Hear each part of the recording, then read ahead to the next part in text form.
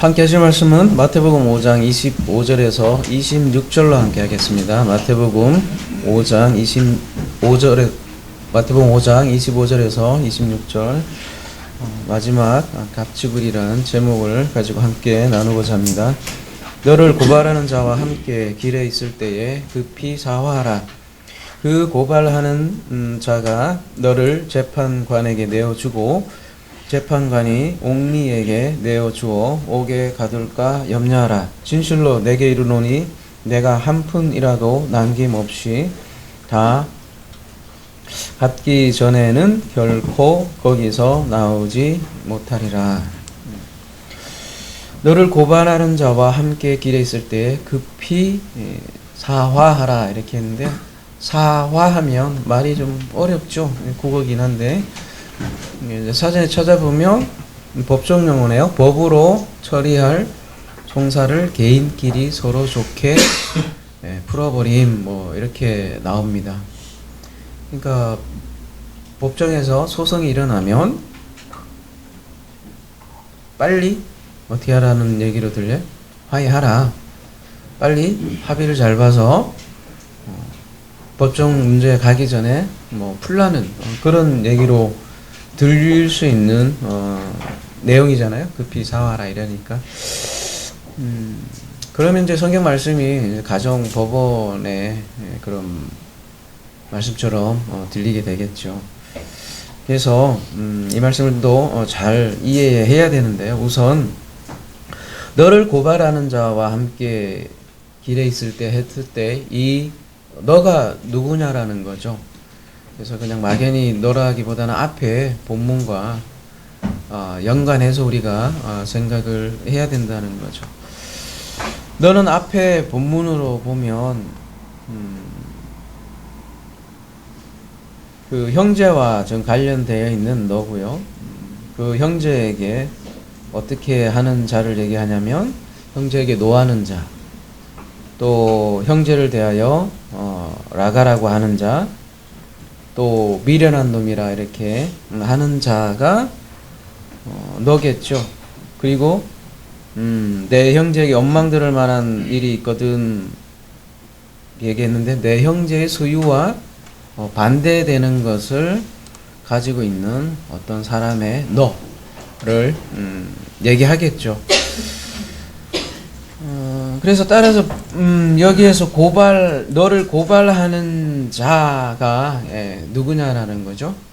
그러니까 그 너와 관계되어 있는, 그러니까 앞에 본문과 연관해서 보면 그 너는 그 형제를 고발하는 자는 그 형제가 되겠죠.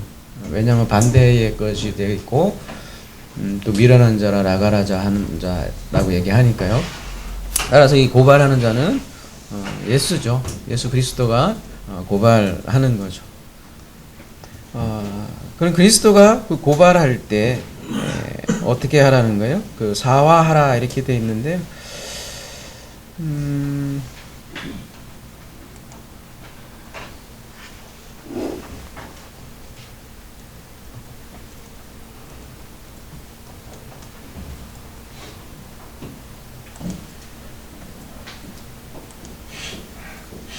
사화라고 우리 굉장히 말을 어려운 말로 해놨는데요.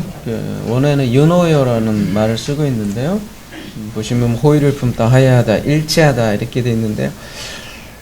앞에는 유는 올바른 뜻입니다. 올바른. 그 다음에 뒤에 이제 노에는 누스, 올바른 마음이라는 뜻이고요. 앞에 보면 디알라스라는 그 단어를 보았잖아요. 지난주에 그 형제와 화해하라 했을 때 디알라스잖아요. 그거와 같은 맥락으로 생각하면 될 것 같습니다. 그러니까 그 형제와 같은 마음을 가지라라는 것이 유노에어예요.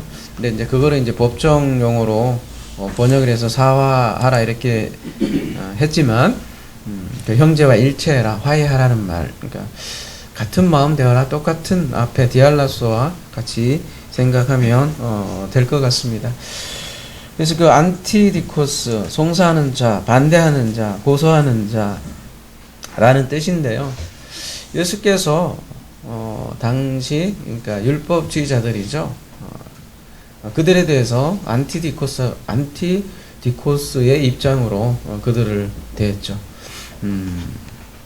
말하자면 그 유대인들의 그 외식을 계속해서 지적을 했잖아요. 유대인들은 계속 그 겉의 것으로 성전과 율법 겉의 것으로 이렇게 섬기는 그들을 보고 맹인이라고도 하고, 그래서 표적을 통해서 그런 맹인도 고치는 그런 장면을 통해서 계속해서 지적을 한 거죠. 그 안티디코스라는 게 이렇게 안티라는 게 이제 뭐 안티 기독교는 할 때 이게 안티 반대라는 뜻이고, 뒤에 디코스는 디케 의라는 뜻인데요. 공의라는 뜻이 디케인데요. 그러니까 말하자면 이런 거예요. 그러니까 유대인들은 그 성전을 통해서 그 의를 추구했잖아요. 그 의가 일종의 디케인데 성전을 통해서 참된 그 실체를, 그러니까 표적을 통해서 참된 그 실체를 봐야 되는데, 그냥 눈에 보이는 그 디케, 자기 의이죠. 그거에 묶여 있기 때문에 예수께서 그걸 계속해서 지적을 하고 고발자로서 역할을 했던 거죠. 근데 그러니까 이제 안티디코스가 그러니까 위에 앞에 본문과 같이 해서 생각을 해야 되고, 그 반대 형제와 반대되는 자에 대해서 얘기하는 거죠. 그랬을 때 같은 마음이 되어라. 그 형제와 일치된 마음을 가지라는 거죠. 근데 그 장소가 어디냐면 너를 고발하는 자와 함께 길에 있을 때에 급히 사와라, 이렇게 얘기를 하네요. 그러니까 그 사와하는 장소가 길 위에서 윤호해야 하라, 이렇게 얘기를 하고 있습니다. 하필이면 왜 길 위에서일까요? 여러분이 막 법적 문제에 걸렸는데 이게 지나가다가 어떤 사람을 만났을 때 빨리 이렇게 화해하라, 뭐 그런 얘기일까요? 뭐 그런 얘기 하려고 예수께서 한 건 아니겠죠. 길이라고 하면 성경에서 길이라고 하면 어떻게 사용되냐면 일종의 진리의 여정으로서 사용을 하죠. 여러분 마가복음을 보시면 언젠가 마가복음도 강의할 기회가 있을지 모르겠는데요. 마가복음의 이게 구조상 보면 예루살렘을 향하는 그 여정으로 마가복음은 독특한 구조를 가지고 있어요. 그래서 특별히 다른 공관복음보다 마가복음에는 계속해서 길이라는 표현이 그렇게 많이 나와요. 다른 공관복음보다. 그래서 뭐 다 볼 수는 없는데 마가복음을 여러분이 언제 한번 그 길이라는 거를 이렇게 쭉 조회를 해보세요. 그러면 굉장히 많이 나와요. 특별히 8, 9, 10장에 보면 중간에 가장 중심부거든요. 마가복음에. 거기에서 계속 길이 나오는데, 마가복음을 이렇게 한마디로 이렇게 그림으로 우리가 한번 이렇게 그려본다면 이렇게 그릴 수 있을 것 같아요. 요거 도표 하나 딱 준비해 왔으면 여러분 시각적으로 좋을 텐데, 그냥 이게 마가복음 구조라고 본다면요.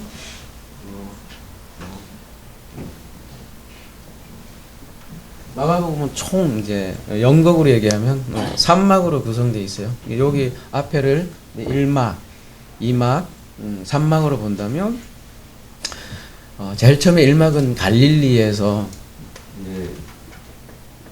출발을 하고요. 일종의 여행이죠. 여정이죠. 그리고 이제 계속 예루살렘으로 이렇게 올라가는 길로 이렇게 표현을 하고 있어요. 그러니까 마지막 3막은 예루살렘인 거죠. 그리고 요거 8장에서 10장 위주로 보면 자기 십자가 얘기 나오고, 가장 중요한 얘기가 8장 27절에서 부터 이렇게 시작을 하는데, 요 중간 요 여정이죠. 길이의 여정인데 그 앞에 무슨 기사가 나와요? 8장 27절 앞에 맹인 기사가 나와요. 그 다음에 요 기사가 끝나는 10장 이후에는 또 어떤 내용이 나와요? 또 맹인이 나와요. 그래서 양쪽에 두 맹인이 나오는데, 일종의 이제 제자들을 빗대어서 맹인으로 표현을 하는 거죠. 이렇게 아무것도 보지 못하는 제자들 나중에는 눈을 뜨게 됩니다라는 내용을 마가복음에서는 그리고 있는데요. 그러니까 마가복음의 전체 구조 자체가 이렇게 예루살렘으로 올라가는 길에서 이루어지는 그런 여정, 복음들을 그리고 있는 것이 마가복음입니다. 이렇게 다른 복음도 그렇지만 특별히 마가복음이 이렇게 길이라는 이런 도구를 사용해서 진리를 잘 표현해 준다는 거죠. 그래서 여러분 길이라는 거는 어떤 거예요? 여러분이 어떤 목적지를 갈 때 어떤 거쳐야 될 하나의 통로잖아요. 그래서 우리 삶이라는 것을 종종 길에 비유하기도 하잖아요. 그랬을 때 오늘 그 뭐죠? 교동문도 시편 1편이잖아요. 그 길이라는 말이 나오죠. 그래서 올바른 길을 선택해야겠죠. 목적지에 가려면. 그래서 성경에서는 두 가지 길을 얘기하고 있는데 생명의 길, 또 하나는 죽음의 길을 얘기하는데요. 예수께서 이런 말씀을 하시죠. 요한복음 14장 6절에는 본인이 길이다. 그러니까 예수께서 이르시되 내가 곧 길이요 진리요 생명이니 나로 말미암지 않고는 아버지께로 올 자가 없느니라 이렇게 얘기를 하는데요. 그러니까 오늘 본문에서 길이에서 고발하는 자, 그러니까 그 형제를 만나면 급히 윤호해라, 윤호에오해라. 이 얘기는 진리의 여정 가운데 길, 진리, 생명인 그 예수와 우리 형제인 그 예수와 어떻게 되라는 거예요? 한 마음이 되어라. 이걸 다른 말로 하면 그거를 또 회심이라고도 하는 거예요. 그래서 오늘 본문으로 다시 돌아오면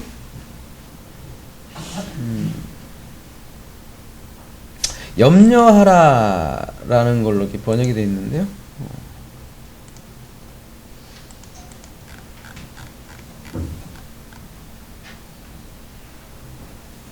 그러니까 고발하는 자가 너를 재판관에게 내어주고 재판관이 옥리에게 내어주고 옥에 가둘까 염려하라 라고 번역인데 염려하라기보다는요, 이 메포테는 그러니까 뭐뭐 하지 않도록 해라.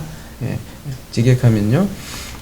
그러니까 송사자가 재판관에게 파라디돔이 완전히 넘겨주지 않도록 하라는 거죠. 그죠? 그러면 예수께서 재판관에게 넘겨주지 않도록 하라는 말은 뭘까요? 그러면은 그렇죠? 여러분 이제 크리테스인데 재판관인데 재판관이 심판 기능이 있잖아요. 그래서 크리테스라는 단어가 보면 크리노에서 온다는데요. 크리노 여러분 잘 알다시피 심판하다. 근데 심판의 개념이 뭐냐면 원초적으로 얘기하자면 분리하는 거예요. 분리, 판단, 분리되는 거예요. 분리. 이 분리라는 개념을 우리가 지금 소모임에서는 BMW 하고 있는데 숫자에 대해서 좀 다루고 있는데 카페에 올린 글은 이제 숫자 하나 1에 대해서 올렸고 소모임은 2까지 했었어요. 근데 이제 숫자 2가 사실 그 분리의 개념을 가지고 있잖아요. 그래서 이제 창세기 이틀째 물을 나눈 내용으로 우리가 숫자를 함께 나누었었어요. 창세기 2장에 보면 이렇게 물을 분리하는 그런 장면이 나온다는 거죠. 근데 그 분리하는 것은 왜 분리를 할까요? 성경에서는 분리가 목적이 아니라 결국은 그 분리를 통해서 하나를 알려주기 위해서 분리하는 개념이죠. 그거를 이제 두 증인 개념으로 얘기를 하고 있고요. 그래서 카페에 이제 월요일 날 글을 올릴게요. 그거를 글을 보면 좀 더 이해에 도움이 될 것 같고요. 어쨌든 그 이라고 이제 굳이 표현을 하자면 그 이라는 것은 이를 위해서 보여준 거고, 근데 그냥 그 분리된 걸로 남아 있으면 그것을 성경에서는 심판이라고 그렇게 얘기를 하는 거죠. 그러니까 하나님의 목적은 윤호예요. 이게 하나됨이죠. 하나됨이 윤호예요죠.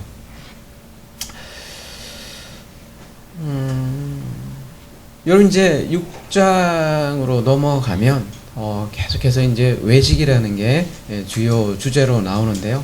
외식이라는 뜻도 마찬가지로 히포크리테스인데요. 뭐뭐 아래에 크리노, 나누다, 그런 뜻이거든요. 뭐뭐 아래 것으로 계속 나누는 것을 외식이라고 하고요. 그래서 외식이라는 것은 하나인 척 하는 거지 하나는 아닌 거죠. 그런 거를 우리가 외식이라고 하는 거죠. 그래서 오늘 본문에 재판관에게 넘겨준다는 말은 이런 분리의 개념을 가지고 있습니다. 그러니까 분리라는 게 뭐예요? 그 형제와 한 마음이 되지 못하면 그게 심판이라는 거예요. 그 심판을 재판관이 옥리에게 내어준다고 지금 오늘 본문은 표현을 한 거고요. 그러니까 하나됨을 위해서 그 형제가 그리스도가 길이신 그리스도가 우리에게 주어졌는데 그 형제를 통해서 하나 되지 못하면 그 자체로 분리되어 있다, 심판이다, 그렇게 얘기를 하는 거죠. 옥리라고 되어 있는데요. 옛날 개혁에는 관예라고 되어 있고요. 참 말 어려워요. 그죠? 우리나라 말인데 관예는 뭐예요? 관예. 국어 공부를 고등학교 때 잘못해서 모르는지 모르겠는데 참 잘 모르겠어요. 그죠? 옥리도 조금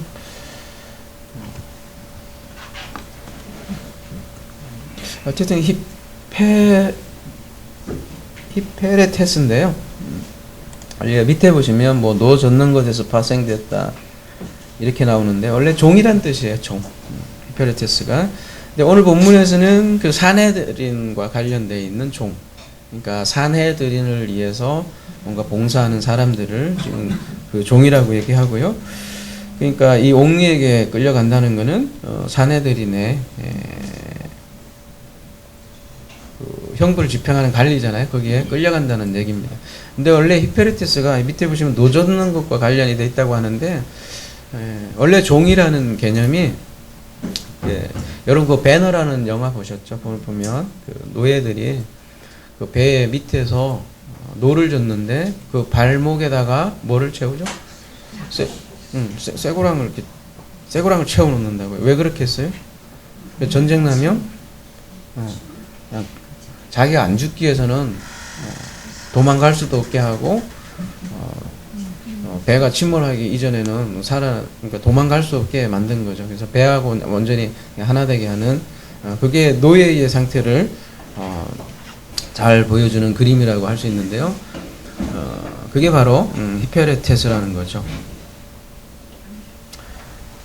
그러니까 우리가 지금 안티디코스라고 나오는데요. 안티디코스와 일치되지 못하면 그 배너에서 나오는 그 노 젓는 노예처럼 그렇게 갇히고 얽매이게 된다는 거죠. 그 결과를 뭐라고 표현하냐면 또 옥으로 이렇게 표현을 하고 있습니다. 휠라케라고 되어 있는데요. 감옥이에요. 그러니까 결국은 수동태로 되어 있고요. 그죠? 감옥에 던져지게 될 것입니다. 이렇게 얘기를 하고 있습니다. 그럼 감옥은 어디예요? 옥에 갇힌다는 의미가 뭘까요? 감옥에 갇히고.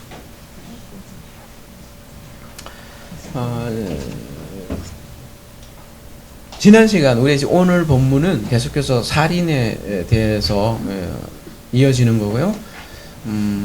지난 시간 나눴던 내용 보면 여러분 욕 조금 한다고 해서 바로 산헤드린에 이렇게 가는 건 아니죠. 현실적으로도 그렇고 물리적으로도 그렇고 에노컨스라는 단어를 통해서 그 산헤드린은 다름이 아니라 우리 에노커스 우리 안에 가지게 되는 거고요. 그러니까 옥은 뭔가 갇히게 되는데 어떤 물리적인 옥이라기보다는 그 존재의 상태를 얘기하는 거잖아요. 그러면 어떤 사람이 옥에 갇히게 된다는 거예요? 앞에 보면 살인하지 말라 얘기하고 갑자기 예물 얘기 나오고 그죠? 또 재단 얘기도 나오고 이런 거 보면 그 자체가 옥이 될 수 있다는 거죠. 어디가요? 그러니까 신앙생활 잘못합니다. 그러니까 율법적인 신앙을 잘못하면 그 율법 신앙하는 그 장소 자체가 옥이 되고 또 희생 제사를 드릴 수밖에 없는 옥이 된다는 거죠. 그러니까 다른 것이 옥이 되는 게 아니라 문제는 성전이라고 생각하는 그곳이 옥이 된다는 사실이잖아요. 여러분 별로 뭐 놀랍지도 않은가 봐요. 굉장히 늘 옥이라고 하면 뭐 그 지옥, 사후세계의 지옥만 생각할지 모르겠는데, 가장 거룩하다고 하는 그곳이 지옥이 될 수 있다는 사실에 대해서 굉장히 너무나 담담하신 것 같은데, 그 성전이 굴이 된다 이런 표현을 해요. 이사야 가볼게요.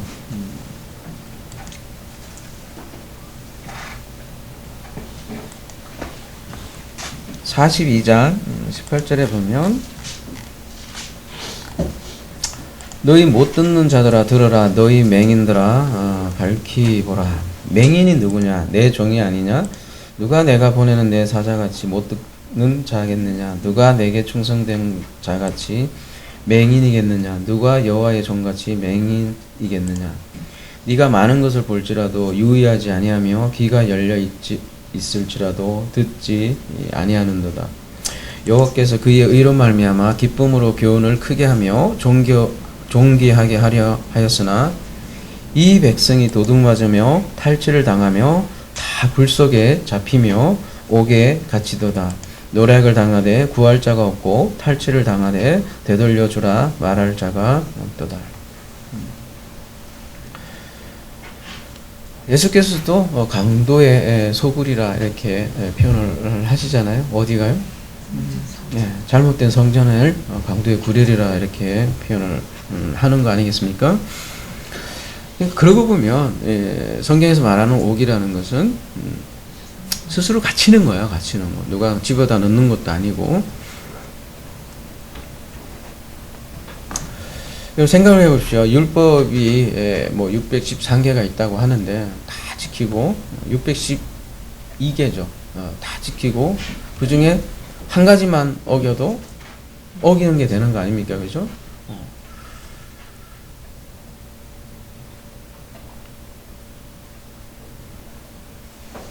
그 한 가지 때문에 옥에 넘어갈 거 아닙니까? 그런 율법 신앙에 매이면요. 그래서 그런 상태를 갈라디아에서는 뭐라고 얘기하냐면요. 3장 23절 가볼게요. 믿음이 오기 전에는 우리는 율법 아래에 매인 바 되고, 아까 뭐 배 밑에 노예처럼 종살이 하는 거하고 똑같고, 또 공교롭게 이제 오후에도 출애굽기념이 딱 그거예요. 또 바되고 계시될 믿음의 때까지 뭘 해요? 갇혔느니라. 이렇게 쇠고랑이 이렇게 묶여서 나오지 못한다는 거예요. 언제요? 앞에 예배 얘기가 나오잖아요.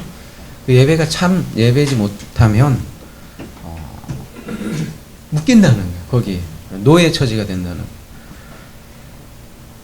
그러면 어떻게 나오겠어요? 그 옥에서? 그게 이제 다음 구절에 나오는 거죠. 진실로 내게 이르노니 내가 한 푼이라도 남김없이 다 갚기 전에는 결코 거기서 나오지 못하리라. 예전에는 뭐 홀이라도 이렇게 되어 있죠. 개혁에는 홀이는 또 뭐예요?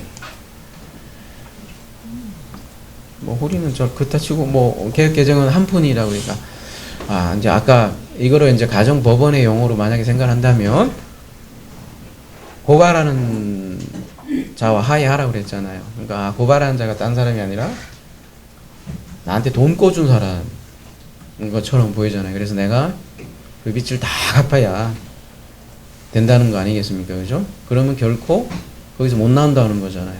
그러면 여러분 빚 없는 사람이 있어요? 대한민국에 빚 없는 사람 거의 없는 것 같던데요.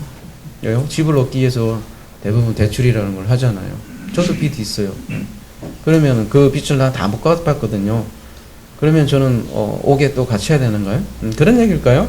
그렇지는 않을 거 아닙니까? 그죠? 단순히 예수께서 뭐 돈 갚아라, 화해 잘해라, 그죠? 법정에 끌려가지 않으려면 뭐 화해해라, 뭐 그런 얘기 하려고 오늘 말씀을 얘기하는 거는 아니지 않습니까? 예수께서 지금 말씀하시는 게 내가 진실로 내게 이르노니, 진리로 너에게 말한다는 거예요. 뭐요? 내가 한 푼이라도 남김없이 다 갚기 전에는 결코 거기서 나오지 못하리라. 내가 진리로 너에게 얘기하노니, 무슨 얘기냐면 그 뒤에 있는 얘기가 진리라는 얘기죠. 뭐가요? 갇혀 있다는 사실이, 그러니까 잘못된 신앙생활을 하면 옥에 갇힌다라는 사실이 진리라고요. 듣기 좋은 소리만 진리가 아니라 교회가 그러니까 감옥이 될 수 있고, 감옥이 된 교회에 갇힐 수 있다라는 것이 진리고요. 그걸 일단은 받아들여야 되고, 쉽게 얘기해서 눈치를 채야 거기서 나오든지 말든지 할 거 아니에요, 그죠? 그러니까 사람들은 내가 예수님 믿죠, 천국 믿죠, 지옥 믿죠, 하나님 믿죠, 다 믿는단 말이야. 다 믿는데 내가 옥에 갇혔다고? 죽어도 그 생각은 못 한다는 거예요. 1차적으로. 그잖아요. 나는 예수를 믿는데 내가 무슨 옥에 갇혀. 죽어도 인정을 할 수 없고, 아니, 상상도 못하고, 그렇게 생활을 한다는 거죠. 근데 예수를 믿어도 갇혀 있을 수 있다는 거죠. 근데 그 갇혀 있다는 사실 자체를 알지 못하면 나올 방법도 알 수가 없고, 그렇다는 거죠. 일단 그래서 옥에 갇혔다는 사실을 인정을 해야만 꺼내주든지 말든지 한다는 거죠. 지옥을 발견해야만이 그 지옥에서 벗어날 수 있는 거죠.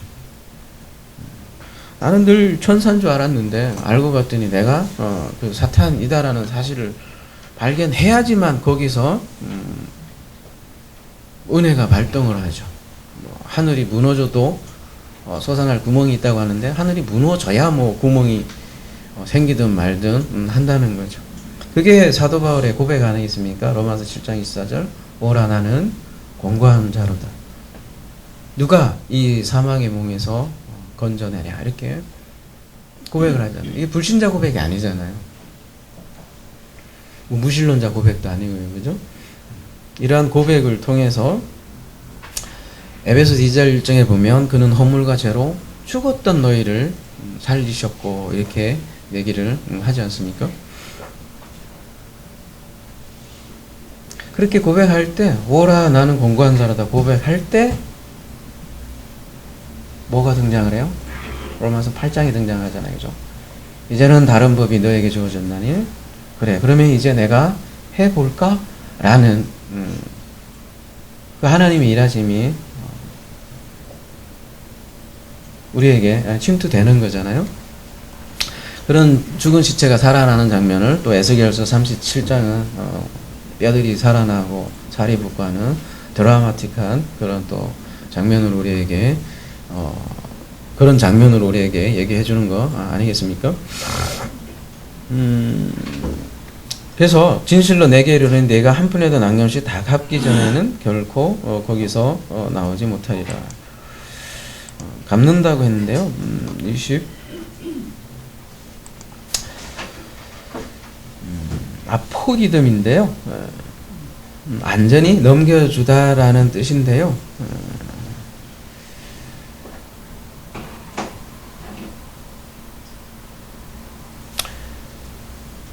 넘겨주기 위해서는 뭔가를 가지고 있어야 되고, 보관하고 있는 것을 되돌려주는 건데요.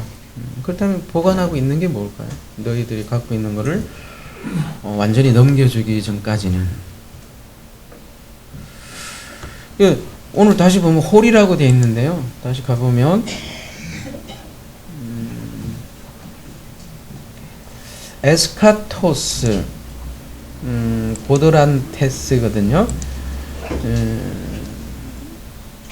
고드란테스가 홀이로 번역이 됐는데, 고드란테스가 뭐죠? 그럼 그 누가복음 가볼게요. 똑같은 말씀이 누가복음에도 나와요.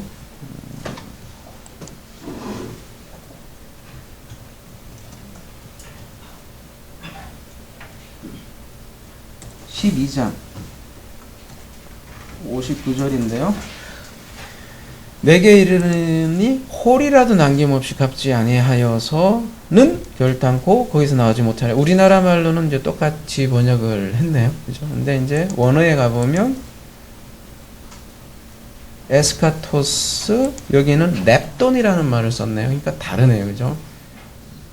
렙돈도 일종의 돈이고요. 고드란테스도 돈이에요. 근데 누가복음에서는 렙돈이라는 단어를 쓰고 있고 마태복음에서는 고드란테스를 쓰고 있는데 둘 다 동전이에요. 둘 중에 누가 더 크게요? 응?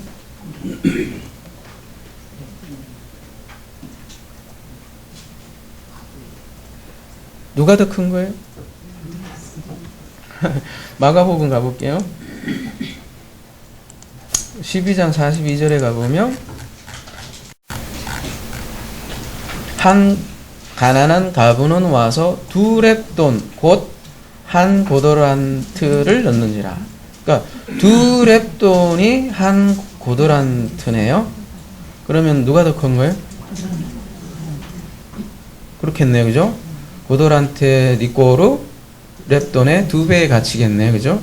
따라서 렙돈이 말하자면 그 그리스 그죠? 그 화폐, 청동 화폐의 가장 작은 단위가 사실은 렙돈이겠죠.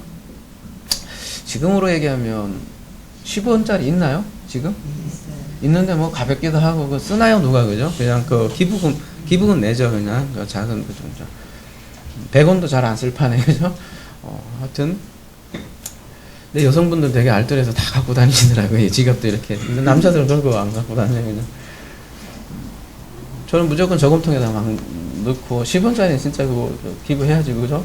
아무튼 그런 의미로 렙돈이죠. 근데 이제 마태복음에서는 고더란테스를 쓰고 있는데 제가 이제 얘기하고자 하는 바는 렙돈이나 고더란테스나 아무튼 가장 작은 화폐를 얘기하는 거예요. 그래서 근데 그 앞에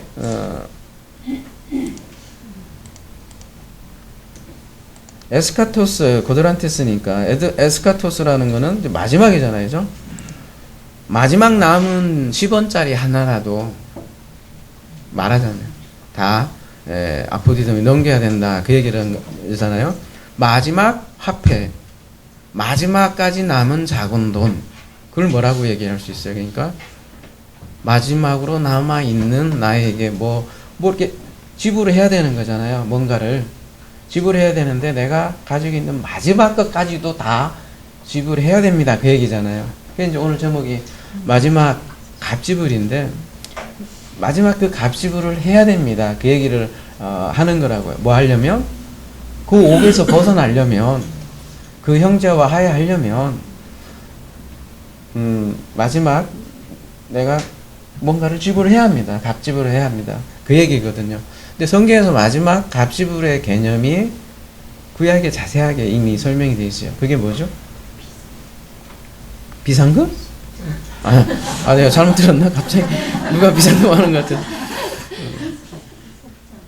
속전이라고 합니다. 예, 전문용어로 그죠?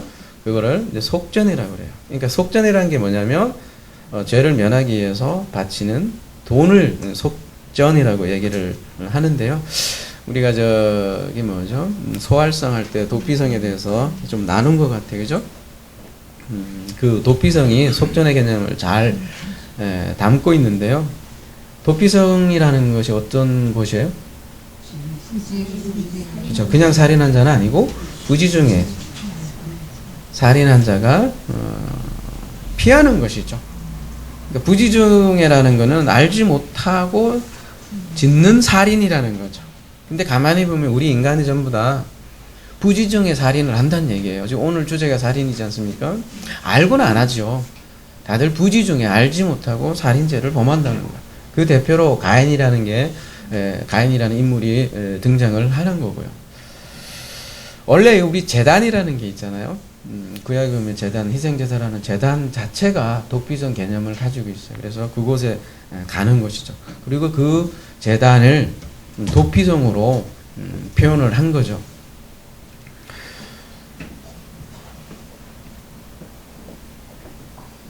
그러니까 그 도피성이라는 게 피하는 곳이기도 하지만 거기에 갇혀 있는 거잖아요. 어떤 그 구역이니까 6개 구역에 들어가서 갇혀 있는 거잖아요. 그게 일종의 또 옥이기도 하고요. 근데 그 도피성에서 나와야 될 거 아닙니까, 그죠? 일종의 감옥인데 그 나오려면 어떻게 한다고 돼 있어요? 민수기에 보면 여러분 기억나시죠? 아, 이제 잘 기억하시네, 그죠? 아주 보람찬 하루네요.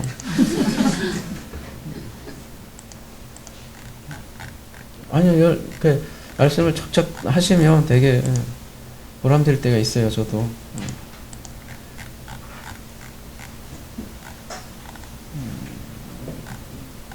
35장 32절에 보면 도피성에 피한 자는 대제사장이 죽기 전에는 여기서 속전 얘기해놨죠. 속전을 받고 그의 땅으로 돌아가 거주하게 하지 말 것이다. 그 얘기는 거꾸로 얘기하면 죽어야. 그 얘기가 이제 25절에 나오는 거죠, 그죠? 피를 보복하는 자의 손에서 살린 자를 건져내어 그가 피하였던 도피성으로 보낼 것이요 그는 거룩한 기름 부음을 받은 대제사장이 죽기까지 거기 거주하게. 그 얘기는 대제사장이 죽어야 나올 수 있다라는 거죠. 이게 속전의 개념이라는 거죠. 그러니까 속전이란 누구에 의해서만 가능한 거예요, 사실은? 대제사장이죠, 그죠? 근데 히브리서에서 대제사장을 누구로 얘기를 하죠? 그리스도죠, 그죠? 그래서 구원은 그리스도의 속전으로만 가능합니다. 따라서 에스카토스 고드란테스 마지막 갑지불은 그리스도의 속전이란 얘기죠.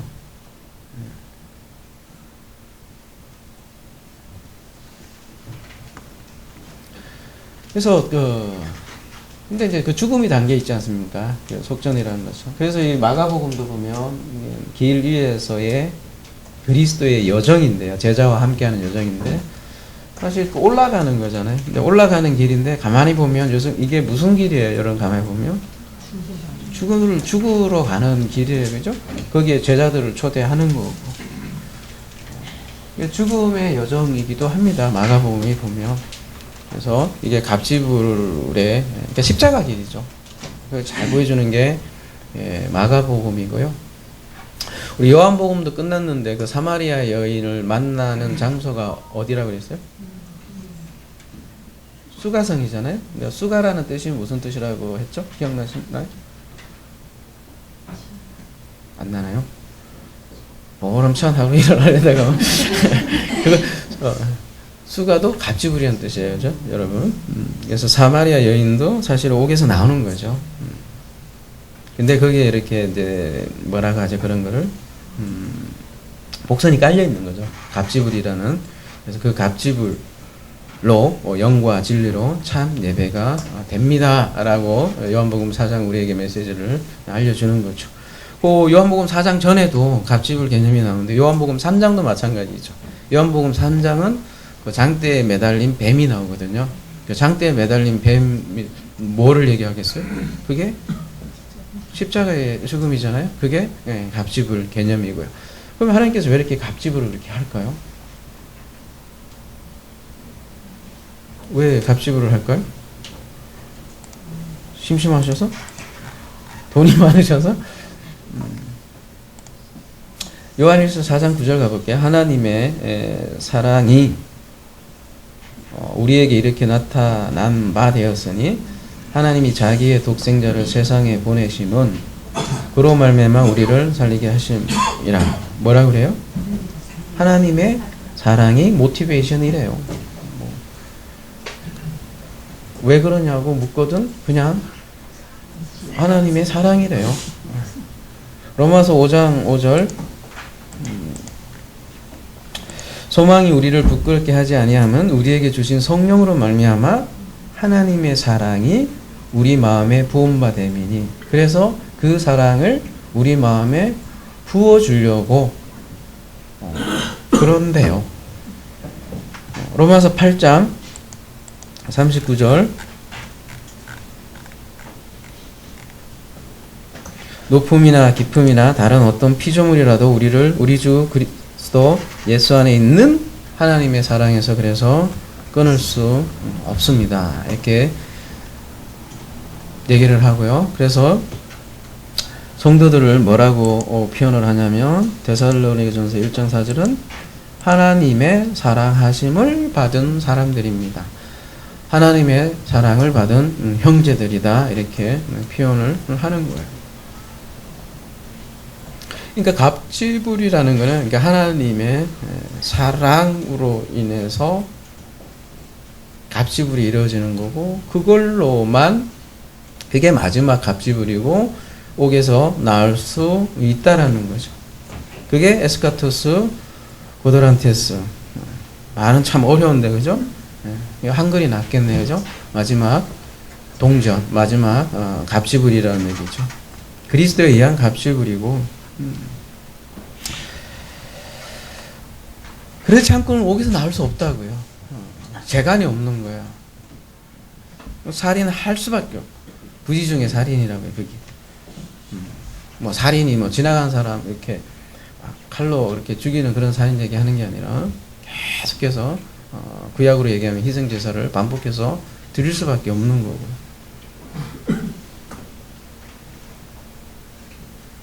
근데 그런 계속되는 반복된 제사를 대신해서 단번에 드리는 그 선물인 하나님의 선물인 그리스도, 그 그리스도를 통해서 하나님의 사랑을 계시했고 그 사랑을 우리 마음에 부어주시려고 이런 갑지불이 나타났던 거죠. 지금 길 위에서 이루어지고 있는데요. 어떤 의미에서 인생은 여행이죠. 인생도 여행인 거죠. 인생 여행이라는 거는 어떤 목적지를 향해 가는 거거든요. 근데 그 목적지로 인도하는 이는 내가 길이요 진리요 생명이라 얘기한 바로 그 그리스도라는 거죠. 그러니까 우리가 그리스도를 안다는 것은 굉장히 소중한 일이에요. 막연한 일이 아니라 그리스도와 우리 인생에 그래서 함께 가는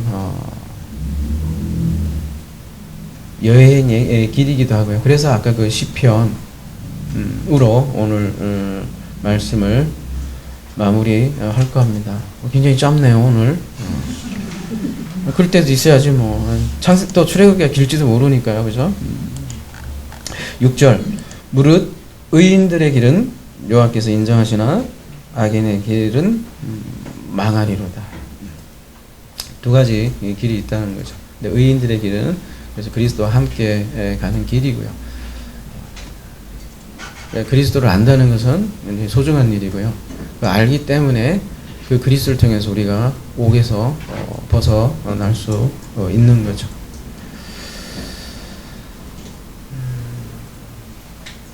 그리스도 안에 하나님의 사랑이 담겨 있고요. 그 하나님의 사랑이 그리스도와 함께 진리의 길을 걷는 우리 하나 사랑이 되기를 기도합니다.